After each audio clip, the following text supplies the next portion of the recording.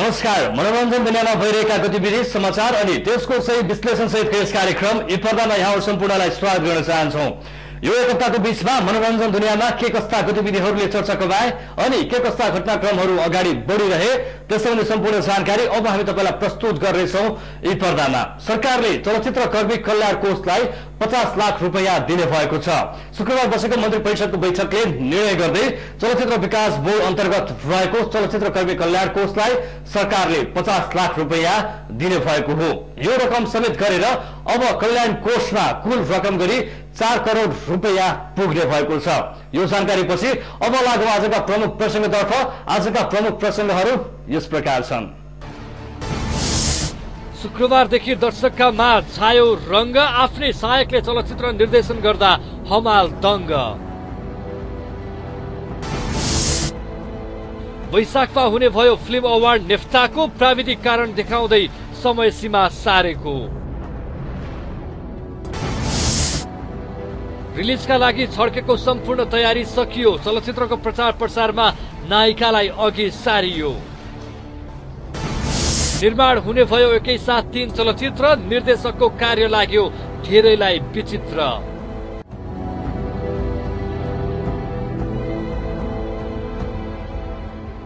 आजका प्रमुख प्रसंगपछि कार्यक्रमको सुरुवातमै चर्चा गरौं नेफ्टा फिल्म अवार्डको।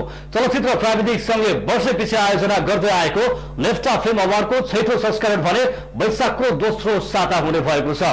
विभिन्न प्राविधिक कारणले गर्दा समयमै सम्पन्न हुन नसकेको नेफ्टा अवार्ड अब भने वैशाखमै हुने लगभग पक्का भएको छ।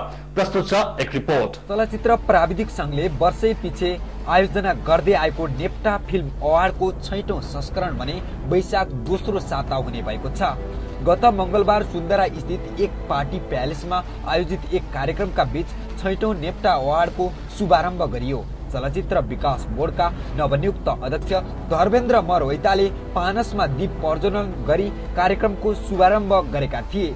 2058 सालमा चलचित्र संघ सम्बन्धित प्राविधिकहरूद्वारा गठन गरिएको चलचित्र प्राविधिक संघले स्थापनाको 8 वर्षपछि वर्षैपछि अवार्ड कार्यक्रम आयोजना गर्दै आएको छ।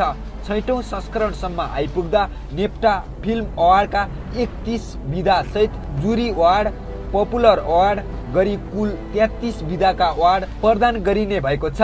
यस अवार्ड कार्यक्रमका लागि अहिलेसम्म 41 चलचित्रहरू प्रतिस्पर्धामा रहेका छन्। यो संख्या गत वर्षभन्दा 6% कमी हो। तर उता आयोजकले भने केही दिनसम्ममा अरू केही चलचित्रको संख्या थप हुन सक्ने पनि बताएको छ। माघको अन्तिम साता नभए फाल्गुनमा हुनुपर्ने यो अवार्ड कार्यक्रम विभिन्न प्राविधिक कारणले गर्दा समयमै हुन नसकेको हो। तर अब 70 सालको वैशाखको दोस्रो साता अवार्ड कार्यक्रम गरिने लगभग पक्का भएको छ। चलचित्र कर्मीका लागि विशेष महत्व राख्ने यस किसिमका सम्मान सकेसम्म विवाद रहित हुन सकुन् र सबैलाई समेट्न सकोस्, हाम्रो पनि शुभकामना। नेफ्टा फिल्म अवार्ड पछि अब कुरा गरौं चलचित्र रङको। शुक्रबारदेखि देशव्यापी रूपमा प्रदर्शनमा आएको चलचित्र रङले गत मंगलबार काठमाडौँको सुन्दरा स्थित एक पार्टी प्यालेसमा पत्रकार सम्मेलन गरी चलचित्र बारे जानकारी गराएको थियो। नायक राय समालका सोखिय सहायकका रूपमा 12 वर्षभन्दा बढी समय सँगै रहेका रोशन विक्रम ठकुरीले निर्माण गरेको चलचित्र हो रङ। साथै रङको निर्देशन पनि रोशन विक्रम ठकुरीले नै गरेका छन्। नायक राजेश हमालले नेपाली रजतपटमा जुन यात्रा तय गरिसकेका छन् त्यसको बारेमा हामीले तपाईलाई भनिराख्नु पर्दैन र उनको यो यात्रा यहाँसम्म आइपुग्दा उनको हरेक पाइलामा साथ दिँदै आएका रोशन विक्रम ठकुरीको नाम हामीले बिर्सनु हुँदैन। राजेशका स्वकीय सहायकका रूपमा विगत 13 वर्षदेखि सँगै रहँदै आएका रोशन राजेशका प्रत्येक सुख दुःख सँगसँगै छन्। राजेशको चलचित्र र व्यक्तिगत जीवनलाई नजिकबाट नियाल्दै आएका रोशनले राजेशसँगको सहयात्रामा चलचित्रका प्रत्येक पाटालाई नजिकबाट बुझ्ने मौका पाए। राजेशले अभिनय गरेका 200 बढी चलचित्रका सम्पूर्ण गतिविधिलाई प्रत्यक्ष नियाल्दै आएका रोशनले अहिले आएर आफ्नैले चलचित्र निर्माण तथा निर्देशन गरेका छन्। एउटा नायकको सहायक भएर काम गर्दै गर्दा कसैले चलचित्र निर्माण तथा निर्देशन गर्नु भनेको पक्कै पनि खुसीको कुरा हो। यही कुराको उदाहरण बनेका छन् रोशन। नायक राजेशले नै चलचित्र निर्माण तथा निर्देशन गर्ने कुरा धेरै पहिलेदेखि चल्दै आए पनि अहिलेसम्म पनि राजेशले चलचित्र निर्देशन गरेका छैनन्। तर उनैका सहायक रोशनले भने चलचित्रको निर्माण तथा निर्देशन गरेर देखाएका छन्।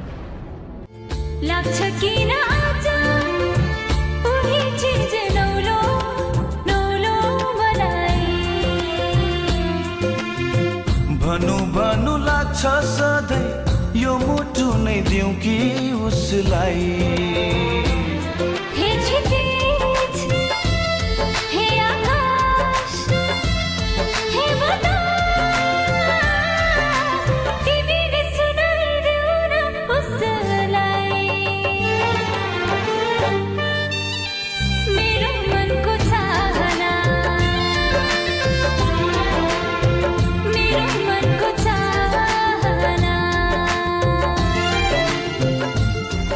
शुक्रबारदेखि देशभर एकैसाथ प्रदर्शनमा आएको रङले गत मंगलबार काठमाडौँको सुनधारा स्थित एक पार्टी प्यालेसमा पत्रकार सम्मेलन गरेको थियो।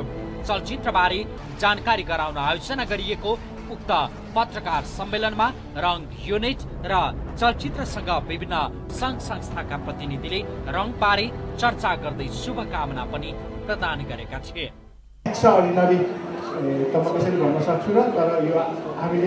आफ्नो बुद्धि विवेक क्षमता र सृजनात्मक एबिलिटीले भएसम्म राम्रो गर्ने कोसिस गरेका छौँ हरेक पक्षबाट। जस्तै अब एक्टरको डायलग एक्सेन्टदेखि लिएर बडी ल्याङ्ग्वेज, सिन सिनारियो र अहिले टेक्निकलिटीमा जस्तै अब क्यामेरा वर्क लगायत पछि पोस्ट प्रोडक्सन कामहरूमा editing, background score, sound engineering देखि लिएर पोस्टर डिजाइनिङ सबै हामीले आफ्नो सोच अनुसारले गरेका छौँ। भनौँ न, मैले पनि यसमा यो सिनेमामा काम गर्न पाएकोमा म ज्यादै आफूलाई गर्व ठान्छु। धेरै पछि सिनेमा गर्नु मात्रै ठुलो कुरा हुँदैन, आर्टिस्ट भइसकेपछि सिनेमा हेर्दाखेरि दर्शकले त्यो टोटली इन्जोय गर्नुपर्छ भन्ने चाहिँ एउटा आर्टिस्टको जहिले पनि त्यसमा जहिले चाहना हुन्छ। कार्यक्रममा चलचित्र रङबारे धेरैले चर्चा गरे पनि रङबारे के भन्ने छन् त नायक हमालले भन्ने कुरा धेरैको चासोको विषय बनेको थियो। व्यस्तताका कारण आफैले अभिनय गरेका चलचित्र पनि हेर्न नपाउने राजेशले रङबारे के प्रतिक्रिया दिनेछन् र जसको सहायक भएर यति लामो समय सँगै बिताएका छन् रोशनले, उसैले आफ्नो चलचित्रबारे के भन्ने छन् भन्ने कुरा रोशनका लागि मुख्य चासो बनेको थियो। दर्शकहरू हुनुहुन्छ, उहाँहरूकै बिचमा बसेर हामीले हेरेका छौँ र जुन किसिमको प्रतिक्रिया दर्शकहरूबाट आयो त्यो असाध्यै नै सराहनीय थियो र असाध्यै नै उत्साहजनक थियो।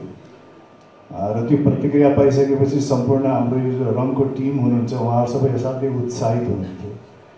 किनकि खालि एउटै किसिमको मात्रै प्रतिक्रिया नआएर विभिन्न प्रतिक्रिया हेरेका थियो। कसैलाई चाहिँ चलचित्रको लोकेसन असाध्यै रमाइलो लाग्यो अरे, केही एकदम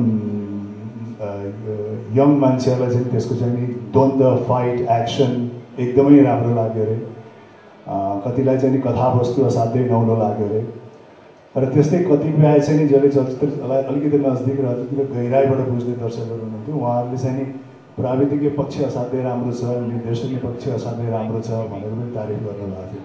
नायक राजेशले चलचित्रलाई राम्रो भनेका छन्। करिब 1 महिना अघि दर्शकका साथ बसी रङ हेरेका राजेशले त्यति बेला नै रङको खुलेरै प्रशंसा गरेका थिए। राजेशले त रङलाई मन पराए, तर दर्शकले रङलाई कतिको साथ दिने हुन् त्यो आगामी दिनले बताउनेछ।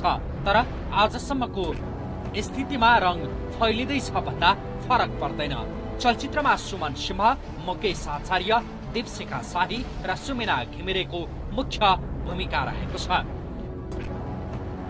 साथै नायक राजेश हमाल र नायिका करिश्मा मानन्दर पनि चलचित्रमा अतिथि भूमिकामा देखिँदैछन्। यसै चलचित्र मार्फत नायिका दीपशिखा शाहीले आफ्नो नाम पनि परिवर्तन गरेकी छिन्। अब उनी आफूलाई दर्शन शाहीको रूपमा चिनाउनेछन्। क्षितिजले सुनाइसक्यो, आकाशले भनिसक्यो, बतासले सुस्तरी सुस्तरी भनिरहेछ, यो मनले तिमीलाई नै रोजिसक्या छ। हे क्षितिज हे आकाश हे बतास तिमी नि सुनाइदेऊ न उसलाई मेरो मनको चाहना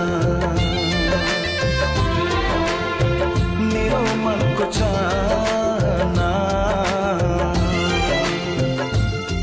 नायक हमालको सहायक भएर नेपाली चलचित्रका विभिन्न पाटालाई नजिकबाट नियालिरहेका रोशनलाई रङको परिणामले फेरि अर्को चलचित्र निर्माण तथा निर्देशन गर्ने हौसला प्रदान गर्नेछ कि पहिलो गाँसमै ढुङ्गा लाग्नेछ त्यो केही दिनमै छर्लङ्ग होला।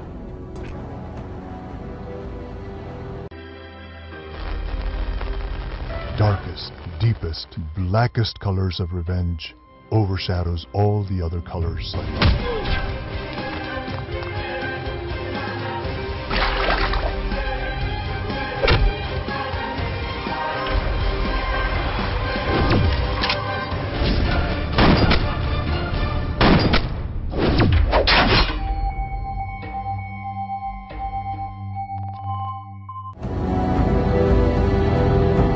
लामो समयदेखि रंगमञ्चको दुनियाँमा रहेका कलाकार अनुप बरालले पनि चलचित्र निर्देशन गर्ने भएका छन्। गत बिहिबार अर्थात् भ्यालेन्टाइन डेको अवसर पारेर आयोजना गरिएको पत्रकार सम्मेलन मार्फत अनुप बरालले निर्देशन गर्न लागेको चलचित्रबारे औपचारिक जानकारी गराइएको थियो। प्रस्तुत छ एक रिपोर्ट।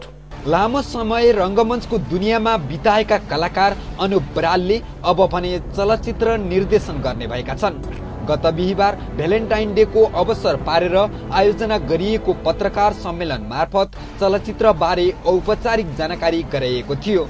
करिब 22 वर्षको उनको कलाकारिता यात्रामा अनुपले 300 बढी सडक नाटक, करिब 50 जति ठूला नाटकको निर्देशन र केही टेली सिरियल र चलचित्रको अभिनय पश्चात अनुप अब चलचित्रको निर्देशन तर्फ लाग्दैछन्। त्यो पनि चलचित्र फिटक्री। कतिले अनुपलाई यी राम्रो कलाकार भएकाले निर्देशन भन्दा अभिनय नै गरेको राम्रो मान्छन् भने कतिले अनुप राम्रो प्रशिक्षक र दर्जनौं ठूला नाटक निर्देशन गरेकोले अनुपले अभिनय भन्दा निर्देशन नै गरेको राम्रो मान्छन्। यिनै क्रिया र प्रतिक्रियाका बीच अनुप अब फिटक्री मार्फत चलचित्रको निर्देशन बन्नेछन्। रंगमञ्चमा खारिएका अनुपले चलचित्र निर्देशन गर्दैछन्, यो उनको लागि चुनौतीपूर्ण कुरा हो भने अर्कोतिर निर्देशक दीपेन्द्र के खनालसँग काम गरिरहेका निर्माता अर्जुन कुमारलाई अब आफ्नो कामले कतिको रिजाउन सक्ने हुन्, अनुपले यो अर्को महत्त्वपूर्ण कुरा रहेको छ। मेग इन्टरटेनमेन्टको ब्यानरमा निर्माण हुन लागेको यस चलचित्रलाई अर्जुन कुमारले निर्माण गर्दैछन् भने चलचित्रको मुख्य भूमिका सौगत मल्ल र दिया मास्के रहेका छन्। यस्तै चलचित्रमा निर्देशक निश्चल बस्नेत पनि अभिनय गर्दैछन्। निर्माता स्वयं अर्जुन कुमारको संगीत रहने फिटक्रीमा भूपेन्द्र खड्काको गीत, यज्ञेशको कथा, पुरुषोत्तम प्रधानको छायाङ्कन रहनेछ। फाल्गुन 7 गतेदेखि फ्लोरमा जान लागेको यस चलचित्रको अहिले वर्कसप चलिरहेको छ। 30 दिनको छायाङ्कनको समय तालिका तय गरिएको फिटक्री काठमाडौँ उपत्यकाका विभिन्न स्थानमा छायाङ्कन गरिएको छ।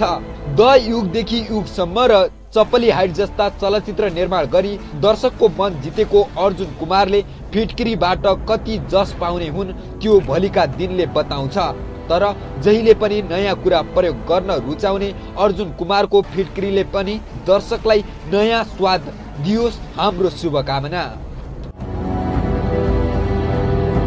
सशस्त्र द्वन्द्व कालमा काभ्रेकी महिला सुनवारलाई तत्कालीन शाही नेपाली सेनाले पक्राउ गरी चरम यातना पश्चात हत्या गरेको विषयलाई लिएर निर्माण गरिएको चलचित्र मैना हेर्नका लागि विद्यार्थीलाई 25% छुट दिएको छ।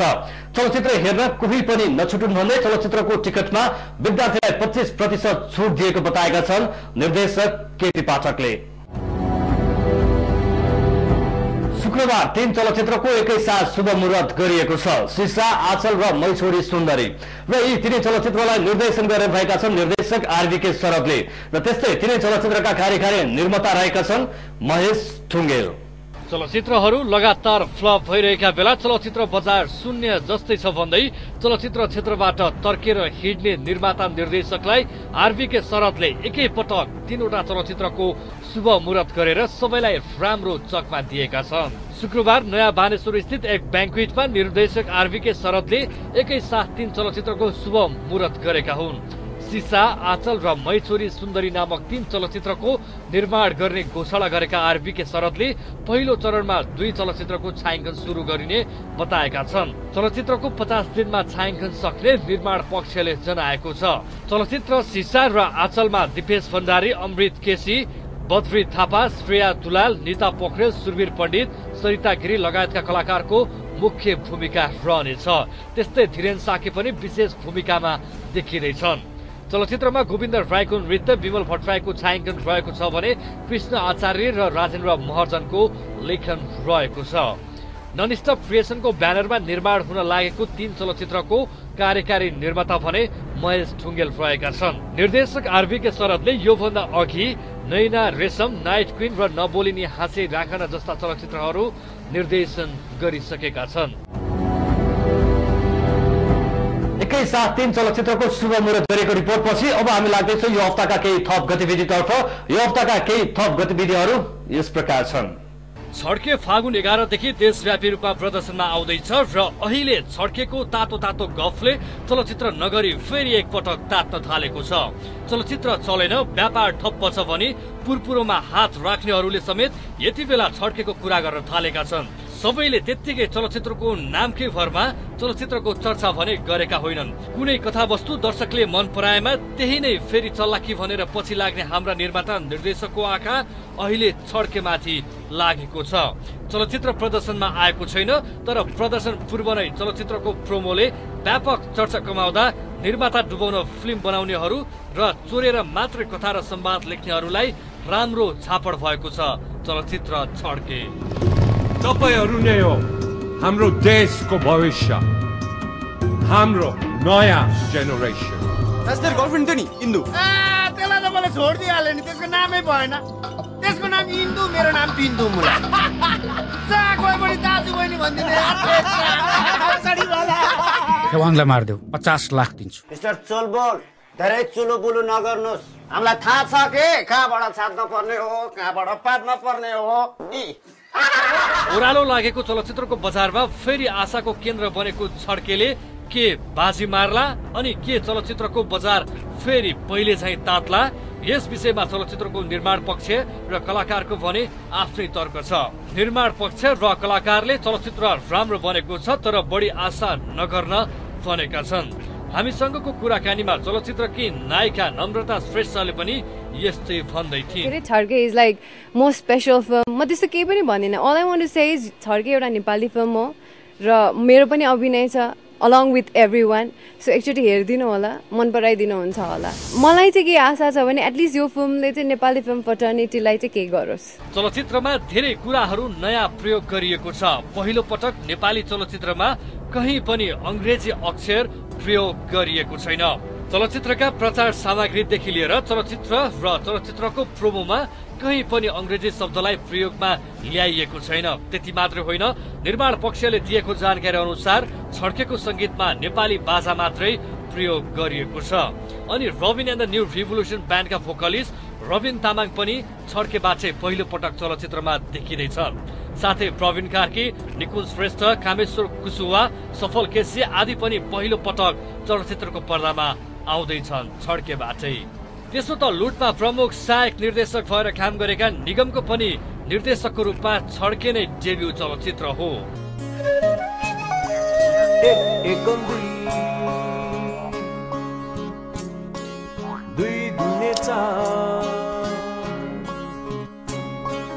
यो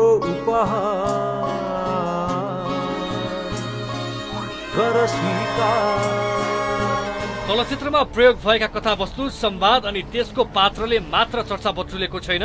चलचित्रमा नायिका नम्रता श्रेष्ठले बुलेट बाइक चलाएको खबरले पनि चलचित्र क्षेत्रलाई नै केही समयको लागि ततायो। यो पनि नेपाली चलचित्रका लागि नयाँ प्रयोग नै मानिन्छ। बुलेट चाहिँ मैले चलाएको थिएन। यही छड्केको लागि स्पेशली हामीले 1 week जस्तो बाइकको ट्रेनिङ लिएको थिएँ मैले, हाम्रै साथीहरूले सिकाइदिनु भएको थियो। सो त्यसले गर्दाखेरि अलिकति कन्फिडेन्ट भयो। फेरि मलाई के भयो भने अब सबैजना बुलेट चलाउने अनि मैले मात्रै त्यो नचलाएर ओर लाइक चिट गरेर खिच्दाखेरि मलाई पनि त्यति चित्त बुझेन क्या यो कुरा। सो त्यसले गर्दाखेरि पनि फेरि मेरो डिरेक्टरले ट्रस्ट गर्नुभयो that I can do it भनेर। So I went with the flow. धेरै कुरा नयाँ प्रयोग गरिएको छड्के धेरैको आशाको केन्द्र बने पनि ओह्रालो लागेको चलचित्रको बजारमा चलचित्रको व्यापार यत्तिकै राम्रो होला भन्न चाहिँ सकिन्न।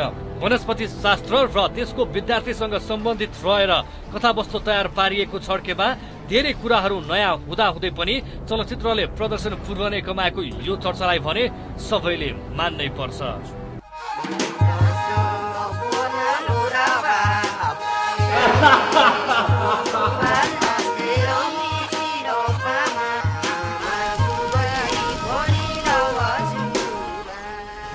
निर्देशक जोइस पाण्डे ओस्कार फिल्म कलेजका पास आउट हुन्। ओस्कार कलेजको पहिलो ब्याचका विद्यार्थी हुन् जोइस। जोइसले अहिले चलचित्र साँघुरो निर्देशन गरेका छन् र साँघुरो जोइसको डेब्यू चलचित्र पनि हो। केही राम्रा चलचित्रको भिडमा आफ्नो पहिचान बनाउने प्रयास स्वरूप साँघुरो पनि लाइनमा उभिएको छ।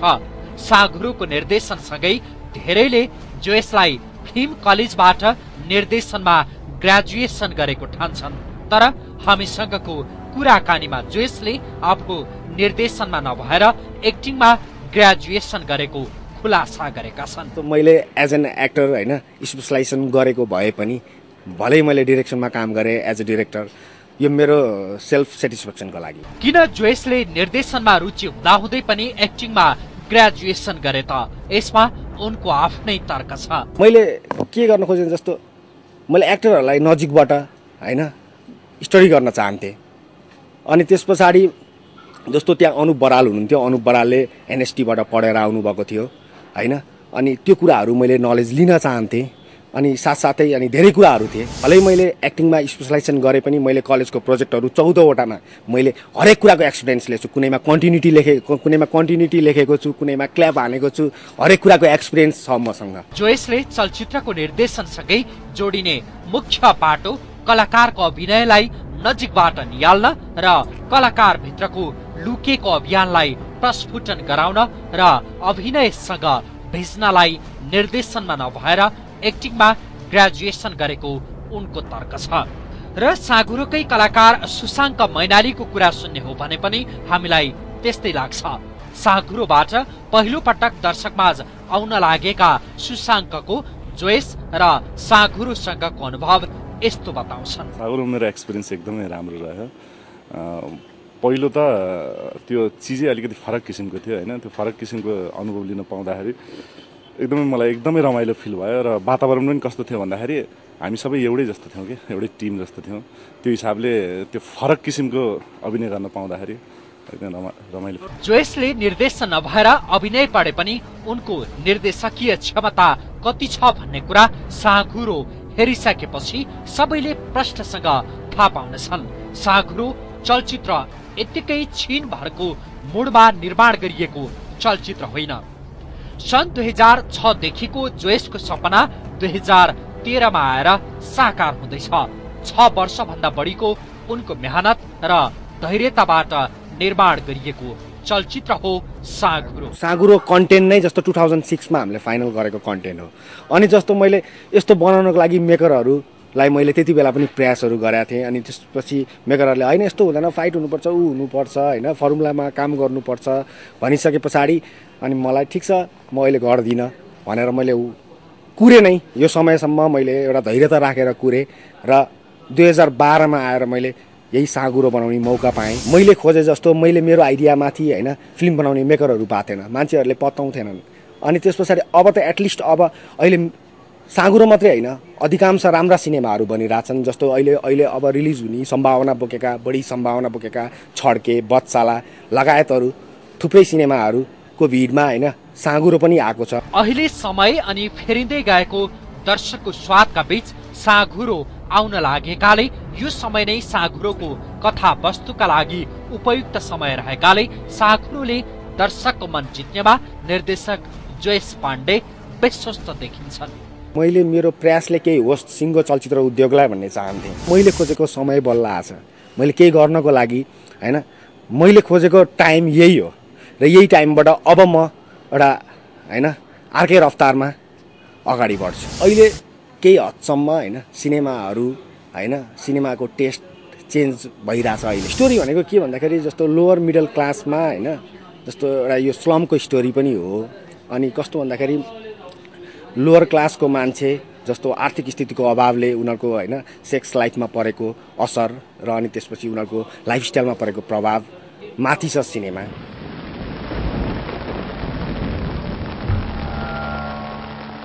तेरो गर्लफ्रेन्डको चाहिँ के छ नि हालखबर? नआमर्दै छस् कि के हो?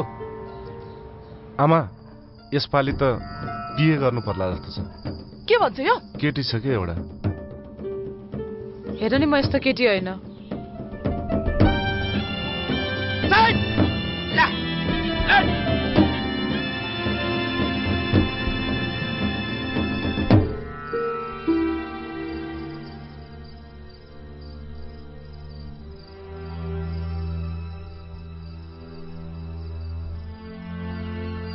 बिहा गरेपछि भाग्य चम्किन्छ त देखिस्।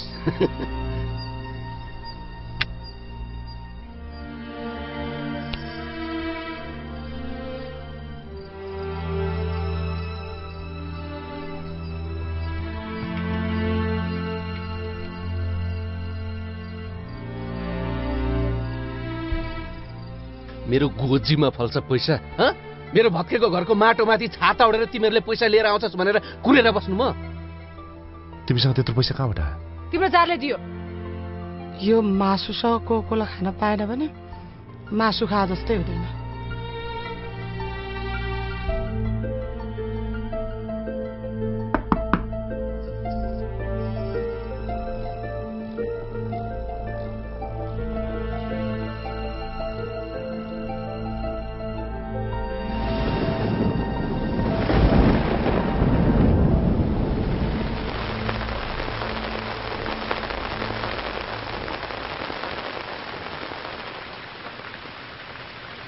साँघुरो त्यो वर्गको कथा हो जसले जिन्दगी एउटा साँघुरो बस्तीमा अभावै अभावका बीच गुज्रिन्छ। सुशाङ्क मैनाली, दैहाङ राई, दिया मास्के लगायतका कलाकारको मुख्य भूमिका रहेको साँघुरोमा एउटा मात्र गीत समावेश गरिएको छ। चलचित्र वैशाखमा रिलिज गरिने भएको छ। मेरो गोजीमा फल्छ पैसा? मेरो भत्केको घरको माटोमाथि छाता उडेर तिमीहरूले पैसा लिएर आउँछस् भनेर कुरेर बस्नु म? तिमीसँग त्यत्रो पैसा कहाँबाट आयो? तिम्रो जारले दियो।